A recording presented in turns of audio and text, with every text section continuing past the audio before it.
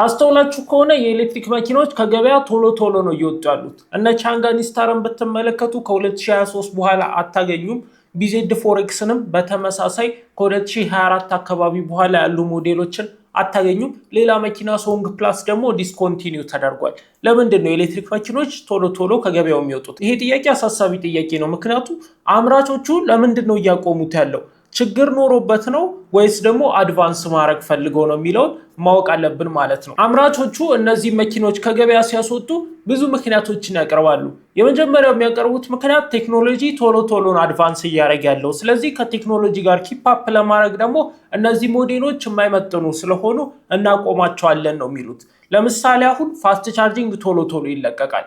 ነገር ግን እዛ አካባቢ ላይ ለምሳሌ አሁን ቻይና ላይ አቬሬጅ ፋስት ቻርጂንግ ስፒዱ 30 ደቂቃ ከሆነ በሱፐር ፋስት ቻርጀር፣ ይሄ መኪና ደግሞ በቃ በሚኒመም 2 ሰዓት ቻርጅ የሚያደርግ ከሆነ ከገበያው ጋር አይወዳደርም ብለው ያስወጡታል ማለት ነው። እንደዚህ አይነት ምክንያቶችን ያስቀምጣሉ። በቴክኖሎጂ ዘርፍ በባትሪ ሬንጅም ከዚህ ካነሰ በገበያው ተፈላጊ አይሆንም፣ በዚህ ፎርማት ደግሞ ባትሪውን ይሄን ያህል ማተለቅ አንችልም፣ ስለዚህ ግዴታ ሞዴሉን ማስወገድ አለብን የሚል አይነት ምክንያት ነው በቴክኖሎጂ ዘርፍ ውስጥ የሚያነሱት ማለት ነው። በእርግጥ ውሃ የሚደፋ ምክንያት ነው። ነገር ግን ይህንን መኪና የገዙ ሰዎች ገበያው ላይ ተመሳሳይ አዲስ መኪና አለመኖሩ ብቻ የዋጋ መቀነስ ይፈጥርባቸዋል። በተጨማሪም ደግሞ የስፔር ፓርት እጥረት ሊፈጥር ይችላል። በእርግጥ ዲስኮንቲኒው የተደረጉ መኪኖች ሁላ ፋብሪካው ስፔር ፓርት ማምረት ይቀጥልላቸዋል። ምክንያቱም ሰፖርት ያደርጋላ።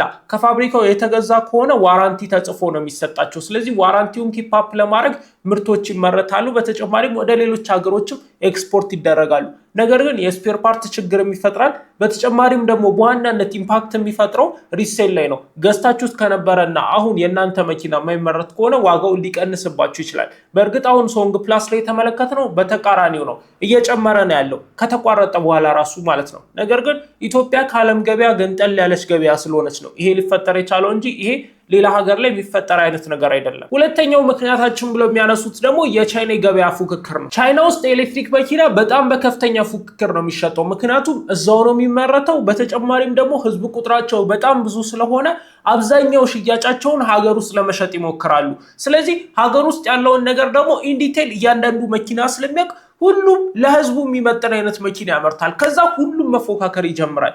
ያኔ ደግሞ አሪፍ ያልሆነ መኪና ከሰራችሁ ትንሽ እንኳን ከገበያው ትወጣላችሁ። እንደ ኢትዮጵያ ያለ ማርኬት ላይ በጣም ቀላል ነው። መኪናውን ታስገባዋለህ፣ እንዴትም ብሎ ይሸጣል። የገባው ያህል መኪና ኢትዮጵያ ውስጥ ይሸጣል፣ ፍላጎት ስላለ ማለት ነው። ቻይና ውስጥ ግን ይሄ ነገር አይደለም። ኦልሬዲ መኪና መግዛት የሚችለው ሰውላ መኪና ገዝቷል። እዛ ሀገር በእርግጥ መኪና መግዛት ቀላል ስለሆነ ሁሉም ሰው በሚባል ደረጃ መኪና ይኖሯል። ስለዚህ ያህንን ጥቂት አዲስ መኪና የሚገዛውን ማህበረሰብ በዲቴል ይታወቃል ሁሉም ጋር። ስለዚህ ለሱ የሚመጥን መኪና ይሰራለታል። ነገር ግን አንደኛው ከአንደኛው በድንገት ይበላለጣል። ያኔ አንደኛው መኪና ከገበያው ይወጣል። ቻይና ውስጥ መሸጥ ካልቻለ ደግሞ ካምፓኒዎቹ ራሱ ማምረት ያቆማሉ። ምክንያቱም ዋና ገበያቸው ቻይና ውስጥ ስለሆነ ማለት ነው። ወደ አፍሪካ ሀገር እኮ ሊሸጡት ይችላሉ። ነገር ግን እኛ ሀገር ላይ አሁን ማክሲመም አንድ መኪና ገባ ቢባል ዝም ብሎ የማይታወቅ ብራንድ 1000 ፍሬ 1000 ፍሬ ለነሱ ምንም አይደለም። በብዙ ሺዎች ነው መሸጥ የሚፈልጉት፣ በመቶ ሺዎች ነው መሸጥ የሚፈልጉት፣ በሚሊዮን ነው መሸጥ የሚፈልጉት። ስለዚህ ከገበያው አለመውጣት አለበት። ገበያውን ፊት የሚያደርግ መሆን አለበት። ገበያውን ፊት የማያደርግ ከሆነና አፕግሬድ መደረግ የማይችል ከሆነ ከገበያው ይወጣል። ይሄ ነው ሌላኛው ምክንያት የሚወጣበት። ሌላኛው መኪና የሚሰርዙበት ምክንያት ደግሞ ፕላትፎርም ቼንጅ ስለሚያደርጉ ነው። እያንዳንዱ መኪና አምራች የራሱ ፕላትፎርም አለው፣ ኢቪዎቹን የሚሰራበት ፕላትፎርም ማለት ነው። ይሄ ፕላትፎርም አሪፍ የሆነው የማን ነው ካላችሁ የቢዋይዲ ነው። ምክንያቱም ቢዋይዲ አሪፍ ባትሪ ሰርቷል፣ ከፍተኛ ኃይል የሚቀበል በተጨማሪም ደግሞ ረጅም ጊዜ ባትሪው ዲግሬድ ሳያደርግ መንቀሳቀስ የሚችል እሳት የማያያዝ እሳት ላይ ብታያይዙት ራሱ ፍንዳታ ውስጥ ቢገባ ራሱ እንደዚህ አይነት አሪፍ ፊቸሮች ያሉት ሁሉንም ነገር ኮምባይን ያደረገ ሬንጁም አሪፍ የሆነ አሪፍ ፐርፎርማንስ ያለው ፕላትፎርም መፍጠር ችሏል።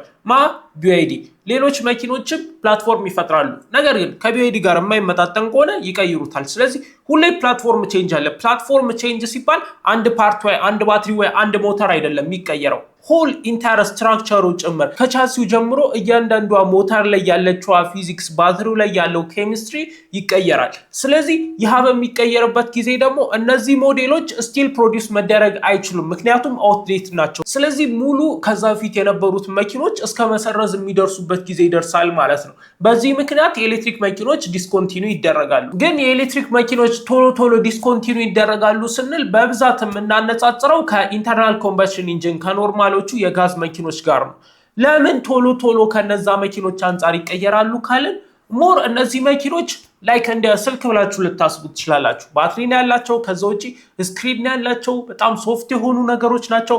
ሞር ሞደርን የሆነ ቴክኖሎጂ ነው ያላቸው እና ይህ ደግሞ ድሮ የነበረው ኢንተርናል ኮምበስሽን ኢንጂን መኪኖች እንደዚህ አይነት ቴክኖሎጂ በብዛት የላቸው። እነዚህ ቴክኖሎጂዎች ጥቂት በቃ ሰውን ኮምፎርታብል ለመደረግ ብቻ ነበር የሚጠቀሙት ኖርማል መኪና ላይ።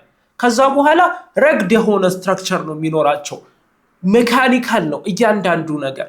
እዚህ ጋር ኤሌክትሪክ መኪና ላይ ሲመጡ ግን ሶፍትዌር ነው። ላይክ እንደ ስልክ ብላችሁ ልታስቡ ትችላላችሁ።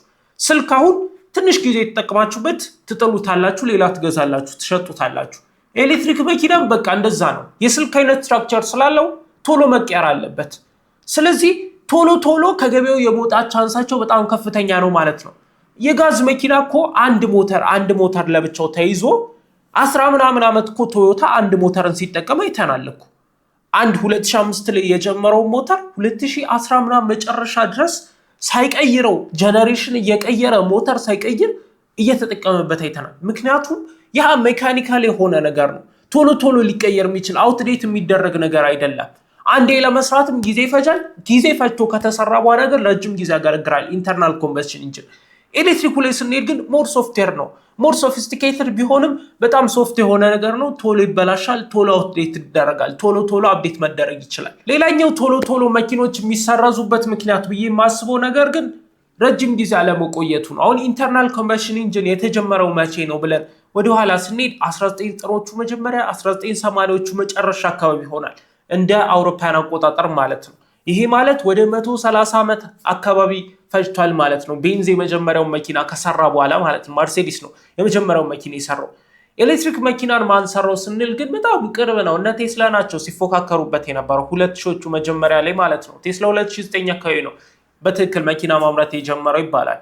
ስለዚህ አስቡት ይቺን ዓመት 10 ምናምን ዓመት 17 ዓመት ወይ ደግሞ ማክሲመም 26 ዓመት 2000 ላይ እንኳን ተጀመረ ብንል ማለት ነው። በዚህ ጊዜ ውስጥ ኢንተርናል ኮምበስሽን ኢንጂን በ130 ዓመት ያመጣውን አድቫንስመንት ማምጣት አይችልም።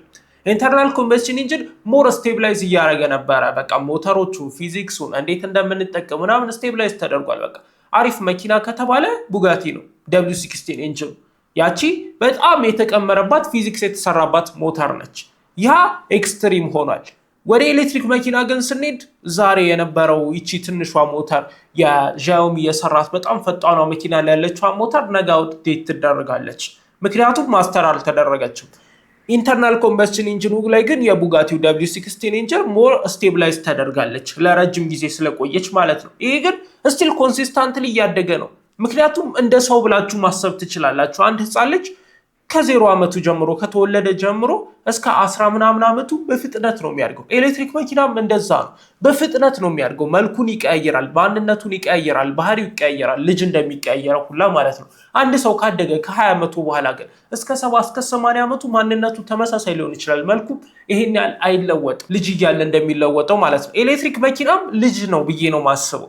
አሁን በጣም ይለዋወጣል። ከሆነ ያህል ዓመት በኋላ ግን ኮንሲስታንት ሆኖ እንደ ኢንተርናል ኮምበስሽን ኢንጂን ስቴብላይዝ ያደርጋል ብዬ አስባለሁ። እነዚህ ምክንያቶች ናቸው መኪኖች ቶሎ ከገበያው እንዲወጡ የሚያደርጋቸው ማለት ነው። አሁን ቻንጋን ኢትዮጵያ ውስጥ እንዳይገዛ እያሉ ነበረ። በእርግጥም መገዛት የለበትም። ሌሎች እነ ሶንግ ፕላስ ከገበያው ወጥቷል። በጣም ቢወደድም ከገበያው ወጥቷል ማለት ነው። በሲሊየን 06 ተተክቷል። ሁለቱንም መኪኖች ሪቪው ሰርቼላችኋለሁ። እኔ ግን ሶንግ ፕላሱን ነበረ በጣም ፕሪፈር የሚያደርገው። BZ4X ደግሞ ስሙን ተቀይሮ ወደ BZ ብቻ ተብሎ በ10 ብቻ ተብሎ እየተሸጠና ያለው ሌላ ማርኬት ላይ ኢትዮጵያ ውስጥ አልገባም ማለት ነው። ሌሎች መኪኖችንም ማንሳት እንችላለን። አሁን ኢትዮጵያ ውስጥ በብዛት የማይገቡ መኪኖች አሉ። ለምን? ፕላትፎርም ቼንጅ ሲደረግባቸው ማለት ነው። እና ID6 ምናምን አሁን ከ2024 በኋላ አታገኙም። ከነዚህ በአንዱ ምክንያት ነው ቻይና ውስጥ ብቻ እንዲሸጥ ተገድቦ የቀረው ማለት ነው። ID6 አሁን ከ2024 በኋላ ቻይና ውስጥ አለ፣ ኢትዮጵያ ውስጥ ግን የለም። በእነዚህ ምክንያቶች ነው ማለት ነው። እስቲ እናንተን ሀሳብ ኮሜንት አድርጉኝ። እስቲ ይሄ ነው ምክንያቱ የምትሉትም ነገር ካለ ለማወቅ ዝግጁ ነኝ፣ ለመማር ዝግጁ ነኝ። ኮሜንት አድርጉልኝ። ይሄ ምርጥ የካር ኮሚኒቲ ነው። ኢትዮጵያ ውስጥ የማታገኙትን አይነት የካር ኮንተንት ስለሆነ ፐብሊሽ የምናደርግላችሁ። ስቴይ ቲዩን፣ ሰብስክራይብ ማድረጋችሁን እንዳረሱ። ቀጣይ ባሪፍ ቪዲዮ እስከምንገናኝ ድረስ ቻው።